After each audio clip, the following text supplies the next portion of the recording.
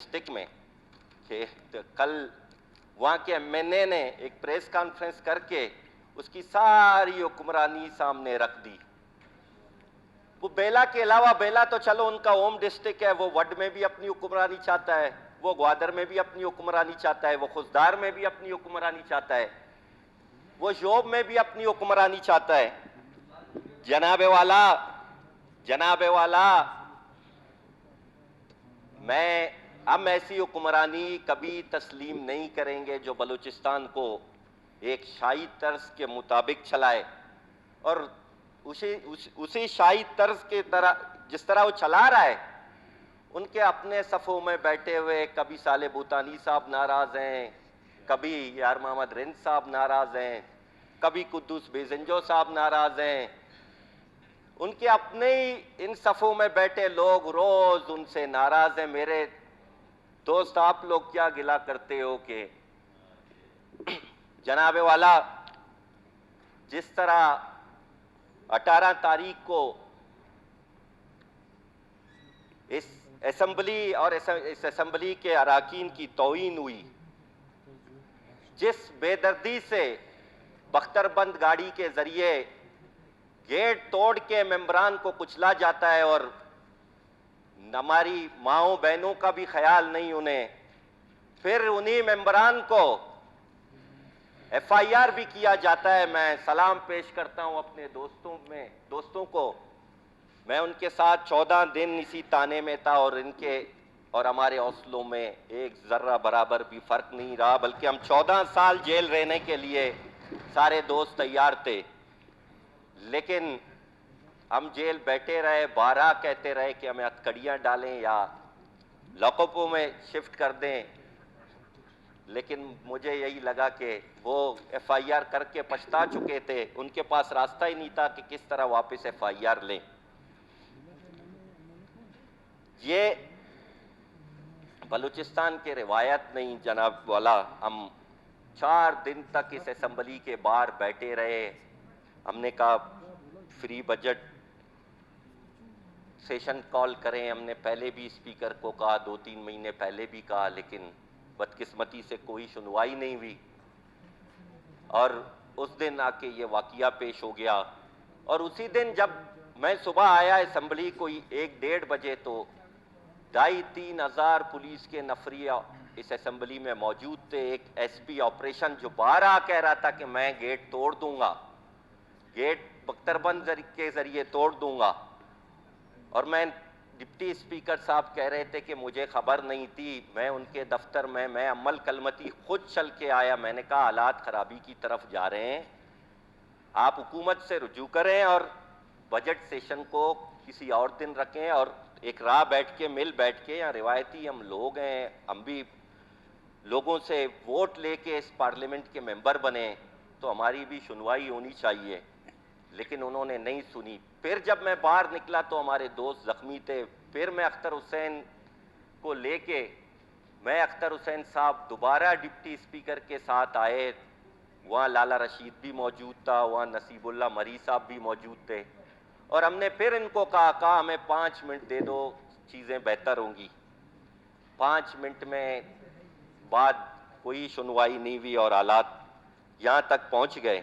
जनाब speaker, budget के हवाले से इन्होंने कहा कि बहुत अच्छा बजट, ये 3रा साल है ये हमें मामू बनाते हैं, बल्कि पूरे बलूचिस्तान के लोगों को डार्क में रखा जाता है। और मैं इन 3 सालों में 1800 अरब रुपए बलूचिस्तान में खर्च हुए। यहाँ गवर्नमेंट के लोग भी बैठे हुए, हमारे मेंबर्स। क्या आप लोगों ने, किसी ने देखा कि बलूचिस्तान में एजुकेशन में कोई बेहतरी आई? क्या हॉस्पिटलों में कोई बेहतरी आई? क्या पानी के निज़ाम में कोई बेहतरी आई? क्या इलेक्ट्रिसिटी का मसला हल हो गया? क्या जमींदारों का मसला हल हो गया? क्या माहीगीरों का मसले हल हो गए? कोई ऐसा डिपार्टमेंट नहीं है जो सिर्फ तबाही की तरफ जा रहा है और जवाल का शिकार हो रहा है। मैं कोई बेहतरी नहीं देखता। आज भी बलूचिस्तान में 5,000 اسکول شیلٹر لیس ہیں, 5,000 سے بھی زیادہ, اور بچے درختوں کے نیچے, جھوپڑیوں میں, کھلے آسمان کے نیچے پڑھتے ہیں. آج بھی 8,000 اسکول سنگل ٹیچرز پہ چل رہے ہیں. آج بھی 7 سے 8 لاکھ بچے ٹاٹوں پہ بیٹھے ہوئے, دریوں پہ. آج بھی اسکولوں میں ٹیچرز نہیں ہیں.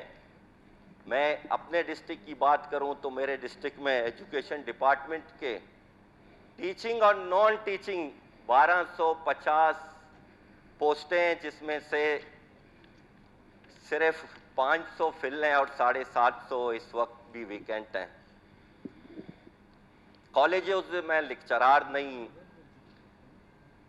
یہاں آپ مجھے بتائیں کہ بجٹ کے حوالے سے کیا بہتری آ رہی ہے, اور دعوے بڑے بڑے کیے جا رہے ہیں کہ ہم فلانا تبدیلی لا رہے ہیں.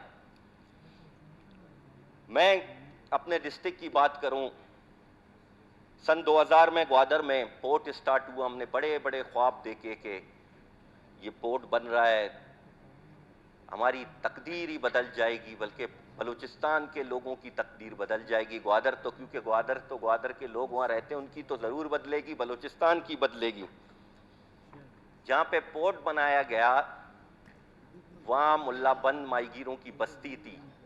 وہ ماہی گیر جو ہزاروں سالوں سے اس ساحل کی دفاع کرتے تھے اور وہیں رہتے تھے, انہوں نے ایک ذرہ بھی نہیں سوچا. انہوں نے کہا یہ پورٹ بن رہا ہے, یہ ہمارے لیے بنے گا. انہوں نے وہاں اس زمین کی قربانی دی, اپنے گھر وہاں سے شفٹ کیے, اور وہ سال 12 مہینے جہاں پورٹ بنایا گیا ہے وہ واحد سی ہے دنیا میں, ایسے کم سی ہوتے ہیں جہاں پہ 12 مہینے فشنگ ہو. اور وہ سی جہاں پورٹ بنایا گیا ہے وہ بیسٹ فش اور سی فوڈ کی بریڈنگ سائٹ ہے. لیکن انہوں نے یہ ساری چیزیں ایک طرف, گوادر کے ماہی گیروں نے, گوادر کے لوگوں نے ایک طرف رکھ کے یہی سوچا کہ یہ پورٹ بنے گا. دنیا میں جہاں پورٹ سٹی بنتے ہیں وہاں کے لوگ خوشحال اور آباد ہو جاتے ہیں.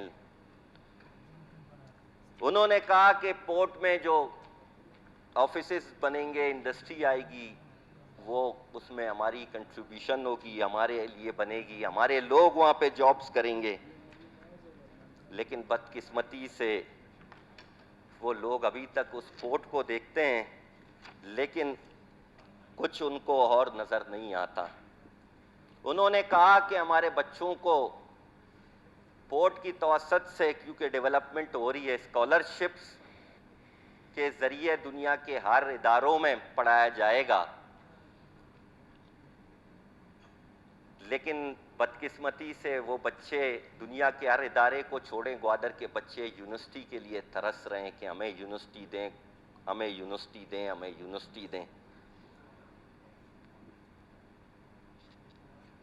جناب والا, گوادر بلکہ ساحل لسبیلا سے لے کر جیونی تک یہ ساحل ماہی گیروں کی بستیوں پہ مشتمل ہیں. یہاں پہ سارے سمندر کے کنارے ماہی گیر ہی رہتے ہیں.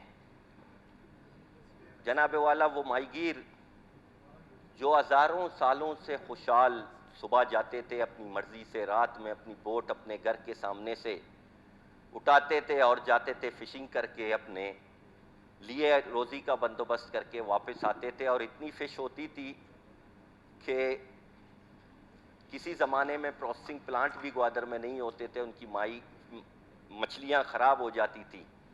لیکن جب سے پروسیسنگ پلانٹ بنے ان کو اچھے ریٹ ملے. لیکن پچھلے 30-40 سالوں سے ایک سلسلہ اللیگل فشنگ کا چل رہا ہے.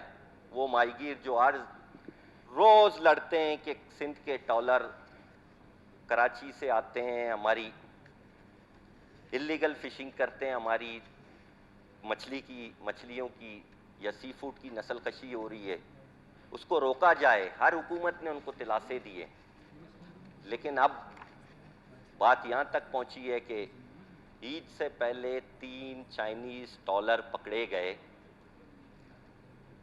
ان میں وافر مقدار میں کروڑوں اربوں روپے کی مچھلیاں انہوں نے پکڑی.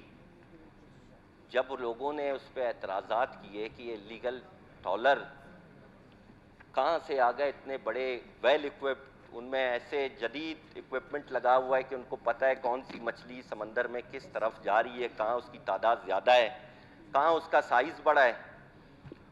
उन्होंने पकड़ी और लोगों ने शोर किया, कहा गया लोगों को कि ये तो समंदरी तूफान की वजह से आके पोर्ट के साथ लैंड हुए हैं, साहिल के किनारे आए, तो इन्हें पकड़ा गया है।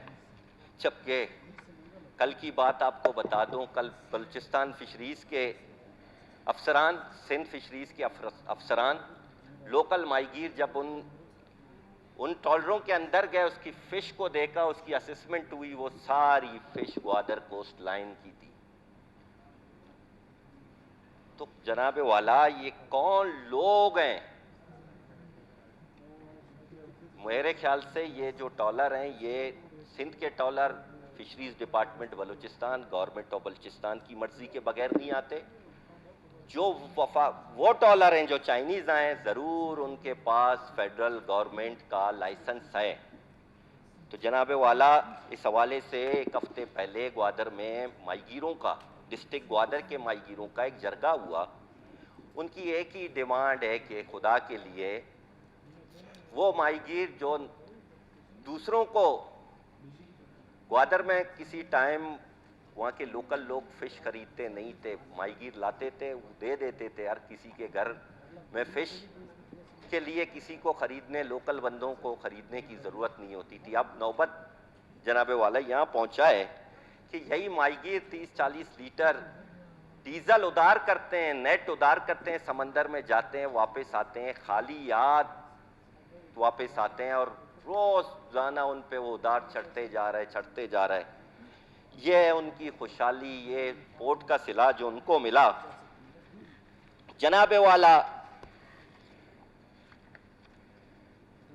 पसनी हार्बर की बात करता हूं, क्योंकि हार्बर बहुत ज़रूरी हैं सी साइड पे लैंडिंग के लिए। जब बोट्स वापस आती हैं तो हार्बर पे लैंड करती हैं। बाकायदा वो हार्बरों में जब गवर्नमेंट बनाती है तो वो टैक्स देती है, टैक्स देते हैं माहीगीर। पसनी हार्बर पिछले 15 सालों से मट्टी से बंद पड़ा हुआ है।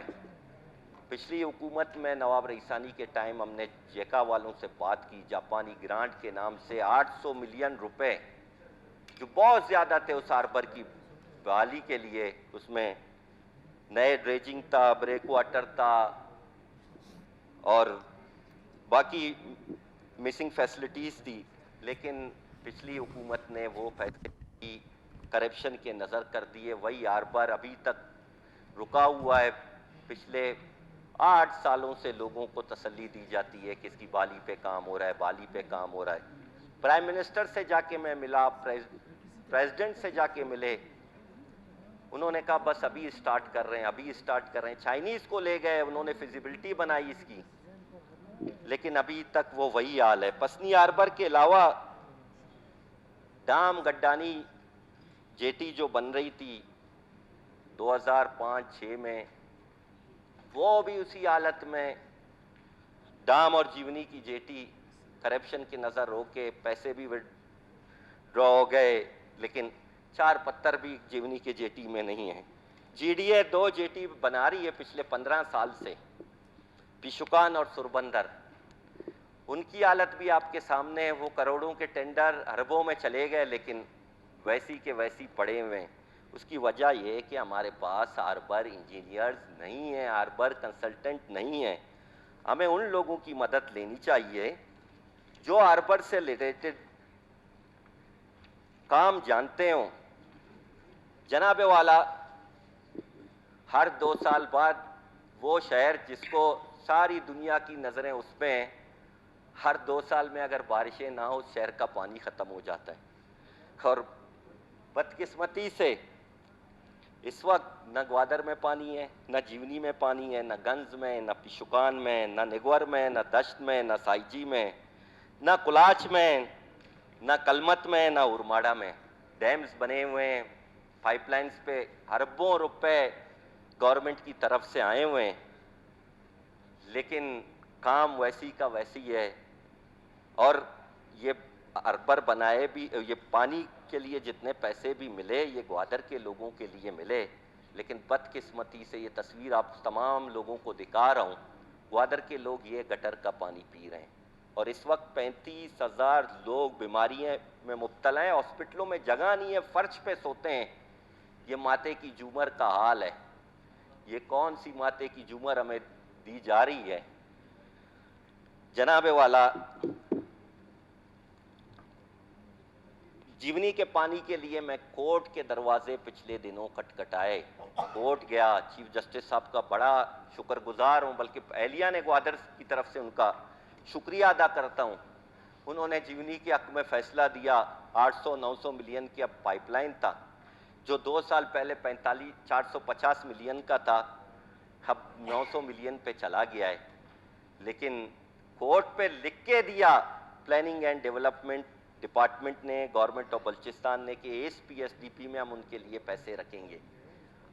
کہاں 90 کروڑ روپے، کہاں 8 کروڑ روپے؟ 8 کروڑ روپے رکھیں، جب ہم نے رابطہ کیا کہتے غلطی سے ہوا ہے، بجٹ سیشن چل رہا ہے، یہ ٹھیک ہو جائے گا، لیکن نہیں ہوا۔ کولاج کے لیے 1.5 ارب روپے، 80 ولیجز ہیں وہاں پہ، ڈیم موجود ہے، شادی کوٹ ڈیم، 1.5 ارب روپے چاہیے پانی کے لیے۔ پی سی 1 بھی سبمٹ کرائے، سارے دوسرا سال ہے سبمٹ کراتے ہیں، لیکن پانی دینا ان کو نہیں آتا۔ اورماڑا کے پانی کے اسکیم تقریباً کمپلیٹ ہے، 5-6 کروڑ روپے چاہیے جس سے پورا اورماڑا شہر پانی پی سکتا ہے۔ کلمت کی واٹر سپلائی جس پہ 40 کروڑ روپے کسی پروجیکٹ سے میں نے لگوائے، وہاں ڈیم بنایا، اس کے لیے صرف فیول اور لوگوں کی ضرورت ہے جو جا کے اس کو چلائیں، وہ بھی نہیں ملتے، تو کس سے گلا کریں، کس کے پاس جائیں، سمجھ ہی نہیں آتا کہ والی وارث گوادر کا کون ہے۔ جناب والا، فری زون پورٹ کی بات کروں گا۔ گوادر میں آپ کو پتا ہے کہ گوادر پورٹ سٹارٹ ہوا، اس کے ساتھ ایک فری زون بنایا گیا پورٹ کے اندر۔ وہ زمین جو لوگوں کی اربوں روپے کی زمین تھی، لاکھوں روپے میں ایکوائر کی، وہاں پہ 60 پلاٹ نکلے فیکٹریز کے لیے، لوکل لوگوں نے اپلائی کیا، کسی ایک لوکل یا کسی ایک بلوچستانی کا وہاں پہ ایک پلاٹ نہیں ہے، صرف پاکستان میں سننے میں آیا ہے، جبکہ دوسری دفعہ وہاں پہ چیئرمین پورٹ بلوچستان کے لوکل افسر ہیں۔ ایک پلاٹ صرف میں نے سنا ہے میاں منشا کو دیا گیا ہے، اور کسی بلوچستانی کے لیے اس میں شیئر۔ اب نیا فری زون بننے جا رہے 2000 ایکڑ کے، جس کا میرے خیال سے پرائم منسٹر تختی بھی لگا کے آئے ہیں۔ 2000 ایکڑ پہ اس میں 1500 پلس ایکڑ پرائیویٹ لینڈ ہے، 35 لاکھ روپے میں لوگوں کی 3-3, 4-4 کروڑ کی زمین۔ میں چیلنج کرتا ہوں گورنمنٹ کو کہ وہاں جائیں، ابھی بھی اگر روڈ پہ 20 کروڑ سے بھی کم زمین ملے، یا سی سائڈ پہ 10 کروڑ سے بھی کم زمین ملے، 35 لاکھ روپے میں ہر ڈپٹی کمشنر وہاں آتا ہے، لینڈ ایکوزیشن ایکٹ لگاتا ہے، اور ہمیں پیسے تما کے لوگوں کو لینے لو، نہیں لینے نہ لو۔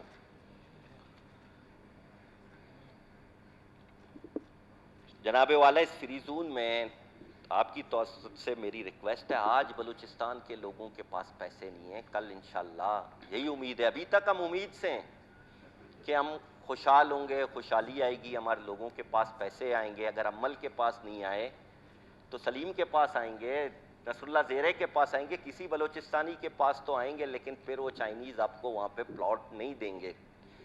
اور صرف اس وقت گوادر ڈسٹرکٹ ہم فری زون نہیں ہے، صرف اور صرف جہاں چائنیز کے پاس ہے اس کو فری زون ڈکلیئر کیا گیا ہے، ٹیکس فری زون، باقی پورے گوادر پہ اسی طریقے سے ٹیکس لاگو ہیں۔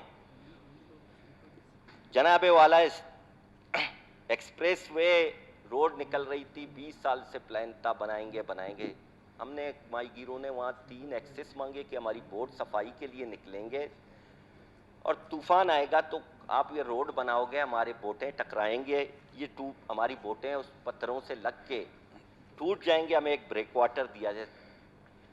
20 سال بعد جب ماہی گیروں نے احتجاج کیا کہ روڈ اس وقت بنے گا یا تو ہماری لاش سے گزرو گے یا تو ہمیں ایکسس دو گے یا ہمیں بریک واٹر دو گے، بڑی مشکل سے لڑ کے ان کو ملا ہے. اور اب اس بریک واٹر روڈ کے بنانے کی وجہ سے ماہی گیروں کے کچے گھر، آپ جائیں، میں آپ تمام ایوان کو بلکہ انوائٹ کرتا ہوں گوادر کی ایشوز پہ کہ آپ لوگ اس شہر کے بارے میں سوچیں جس پہ پوری دنیا کی نظریں ہیں. ان ماہی گیروں کے گھر جائیں، وائبریٹر رولر چلانے سے ان کے گھر کے اندر بیٹھ کے آپ کو آسمان نظر آتا ہے. 1.5 سال ہو گئے ہیں، روز کوئی ڈیلیگیشن آتی ہے، میں ان کے ساتھ ہوتا ہوں، چیئرمین بورڈ کے پاس جاتا ہوں. 8 کروڑ روپے ان کے گھروں کے پیسے ہیں اور 60 کروڑ روپے میں لوگ ہم سے کہتے ہیں 7 ارب میں حکومت تو ایئرپورٹ بنا رہی ہے، 12 ارب کا روڈ بن رہا ہے. ہمارے 8 کروڑ گھروں کے خدا کے واسطے دے دیں، ہم مچھروں سے بیزار ہو گئے ہیں. اور بارش ہوتی ہے تو پانی آتا ہے، شبنم ہوتی ہے تو پانی ٹپکتا ہے، اور وہ گھر اتنے کریک کہ کسی بھی وقت تو گر سکتے ہیں، لیکن کوئی سننے والا نہیں ہے. کنکلوڈ کر لیا، آدھا گھنٹہ حمد صاحب، آدھا گھنٹہ ہو گیا، باقی اسی طرح میں آپ کا 15-20 منٹ لوں گا ضرور. آدھا گھنٹہ لے چکے. جناب اسپیکر 10-15 منٹ میں نے اپنی اسپیچ آخر میں اس وجہ سے رکھی کہ میں دل سے بولوں. مسئلہ زیر کر لے گا. جناب اسپیکر، ہمیں کہا گیا کہ جنرل مشرف صاحب تھے، میرے والد صاحب بیمار تھے، وہ آئے، بلکہ احمد بخش لیڈی صاحب ڈی جی ڈی اے تھے. مجھے کہا کہ ماہی گیروں کے لیے ہم ایک کالونی بنانا چاہتے ہیں، آپ والد صاحب سے بات کریں، ہمیں زمین دے دیں. میں نے اپنی ذاتی زمین 100 ایکڑ سربندر میں، جس کی مالیت اس وقت بھی 2 سے 3 ارب روپے، میں نے دی جی ڈی اے کے حوالے کہ چلیں بھائی ماہی گیر کالونی بنائیں. 1 سال بعد بجائے ماہی گیروں کو دینے کے، جو ان کے روڈ پہ بیٹھے ہوئے تھے، جہاں یہ روڈ بنا رہے تھے، ان لوگوں کو اٹھا کے وہاں بٹھا دیا. 50 ایکڑ پہ ان کو بٹھا دیا، 50 ایکڑ لیبر کالونی کو دے دیے. لیبر کالونی بنی، سارے ماہی گیروں کو وہاں رجسٹر کیا، انہوں نے پیسے بھی جمع کرائے. لیکن اس لیبر کالونی میں بجائے ماہی گیروں کے پتہ نہیں کون رہتا ہے. وہ ماہی گیر ابھی بھی دیکھتے ہیں میر غفور کلمتی نے ہمیں زمین دی، ہمارے لیے کوئی ماہی گیر کالونی بنے گا. جناب اسپیکر، 50 ایکڑ 1985-86 میں میرے والد صاحب ایم پی اے تھے، انہوں نے گورنمنٹ سے الاٹ کرائے پورٹ کے ساتھ. اس زمین کو آج تک ماہی گیروں کو نہیں دیتے. وہ زمین اس وقت اربوں روپے کی ہو گئی ہے. جناب اسپیکر، میں وزیر ماہی گیر تھا. میں نے گوادر سے لے کر ڈام تک ہر جگہ ماہی گیر کالونیوں کے لیے نواب اسلم رئیسانی کے مہربانی سے، کہ جب میں ان کو گایا کہ ماہی گیروں کی زندگیاں آپ دیکھیں کس طرح زندگی بسر کر رہے ہیں، ان کو نئی رہائشی منصوبے بنا کے دیتے ہیں تاکہ ان کی لائف کچھ چینج ہو جائے. وہ مچھروں میں رہتے ہیں، 20 بندے ایک گھر میں ایک کمرے کے رہتے ہیں، یہ ان کی زندگی تھی. تو نواب صاحب نے کہا کیس موو کریں، میں آپ کو زمین الاٹ کر کے دیتا ہوں. انہوں نے مجھے ودن اے ویک مجھے ہر جگہ ماہی گیروں کے لیے 200 ایکڑ، کوئی 1200-1400 ایکڑ جیونی سے لے کے ڈام تک الاٹ کر کے دیے. وہ زمین آج تک پڑی ہوئی ہے، لیکن ماہی گیروں کو نہیں ملتی. جناب والا، یہ ہے ماہی گیروں کی زندگی جس کے بارے میں ایوان کو بالکل ریئل پکچر، سب دوست ہیں، سلیم بھی آیا ہے گوادر جام صاحب کے ساتھ، انہوں نے بھی اپنی آنکھوں میں سے دیکھے ہیں. ضیاء بھی آیا ہے، باڑھ کے مسئلے پہ میرے بھائی بھی گئے ہیں جب باڑھ لگا رہے تھے. جناب والا، ایک ماسٹر پلان گوادر کا آیا جب جی ڈی اے بنی 2003 میں. بڑے جام صاحب تھے میرے، وہ تو اللہ اس دنیا میں نہ رہے، لیکن 2003 میں نیسپاک کے ذریعے ایک ماسٹر پلان گوادر کا بنا، اور اسی ماسٹر پلان کے تحت لوگوں نے انویسٹمنٹ کی، لوگوں نے اصغر اپنی جگہ پر جائیں کے NOC اپلائی کیے، کمرشل NOC اپلائی کیے. 10-15 سال گزرے، پھر کہا ایک نیا ماسٹر پلان گوادر کے لیے آ رہا ہے، ریوائز ہو کے آ رہا ہے، اچھا ماسٹر پلان ہوگا جس اس میں جو غلطیاں ہوئی ہیں اب اس ماسٹر پلان میں وہ غلطیاں نہیں ہوں گی۔ چلیں بھائی بسم اللہ، ہم نے کہا ویلکم بھائی، جس طرح G D A Ahmed Bakhsh لیڈی صاحب جب وہاں پہ تھے D G Gwadar, G D A کے ڈی جی تھے، انہوں نے ریکویسٹ کی ہم سے کہ گوادر بنانے جا رہے ہیں، گوادر کے لوگوں کے لیے بن رہا ہے۔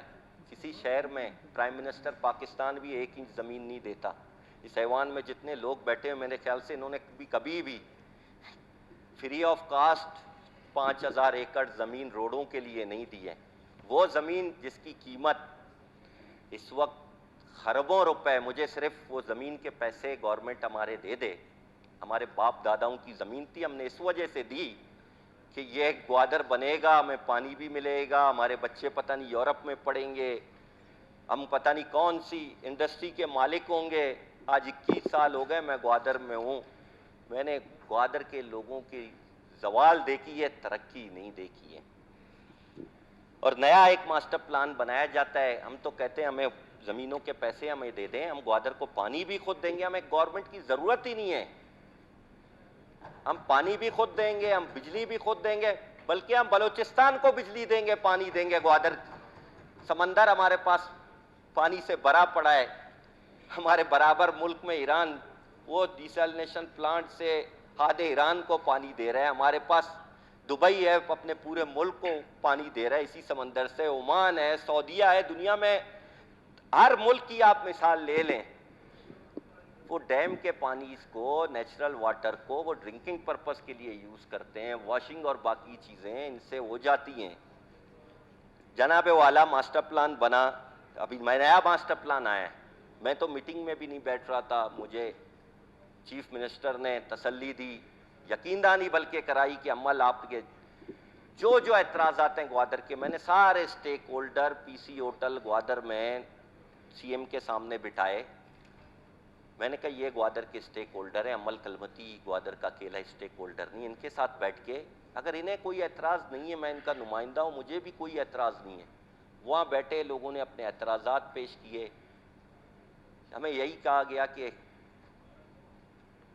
بہت زیادہ پریشر ہے، ماسٹر پلان اپروو کرنا ہے، فلانا ہے، یہ ہم نے کہا پریشر آپ برداشت کریں، ہماری تو زندگی اور موت کا سبب یہ ماسٹر پلان بنے گا۔ جناب والا ابھی نیا ماسٹر پلان آیا ہے 1201 اسکوائر کلومیٹر پہ، 1201 اسکوائر کلومیٹر مینز 2,96,447 ایکڑ پر، اس میں پلانڈ ایریا ہے، پلینڈ ایریا جو انہوں نے ڈکلیئر کیا ہے 356 اسکوائر کلومیٹر، جو 87,338 ایکڑ بنتے ہیں، ریزیڈینشل ایریا 22,714 ایکڑ، کمرشل ایریا 4,428 ایکڑ، انڈسٹریل 19,448 ایکڑ، ریکریشن ایریا 4,369 ایکڑ، ریزرو لینڈ 1,11,626 ایکڑ،